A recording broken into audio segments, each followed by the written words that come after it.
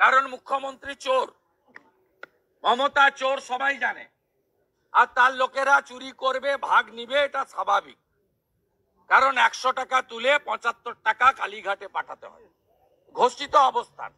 তাই fire brigade, আবগারি, corporation, police সব একসঙ্গে মিলা ভগত যাকে বলে, একসঙ্গে জয়েন্ট ভেঞ্চারে এই অপকর্মগুলো করছে।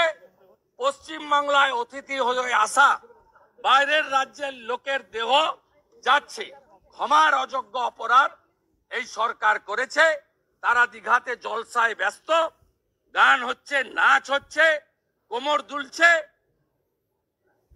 নন ভেজের ফোয়ারা উঠছে, সঙ্গে জলের লাল নীল জলের ফোয়ারা উঠছে, আর এখানে মানুষকে এই অবস্থায় ফেলা হয়েছে।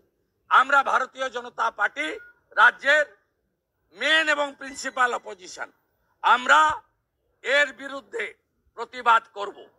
আমি জেলা সভাপতি তমগ্ন ঘোষকে পরামর্শ দিয়েছি অবিলম্বে জোড়াসাঁকো থানা ঘেরাও করে বিক্ষোভ দেখাতে, এবং আগামী সপ্তাহে কর্পোরেশনেও বড় ধরনের বিক্ষোভের আয়োজন করতে, সেখানে রাজ্য স্তরের নেতৃত্বকে তারা ডাকলে আমরাও তাদের সঙ্গে শরিক হব, এবং বিধায়করাও বা অন্যান্য নেতারাও তাদের সঙ্গে শরিক হয়ে আমরা 2011 থেকে আজ 25 সাল 8টা বড় major fire, hundreds of innocent life loss, এর বিরুদ্ধে আমরা আজ চুপ করে থাকতে পারি না, আমরা প্রতিবাদ চালিয়ে যাব।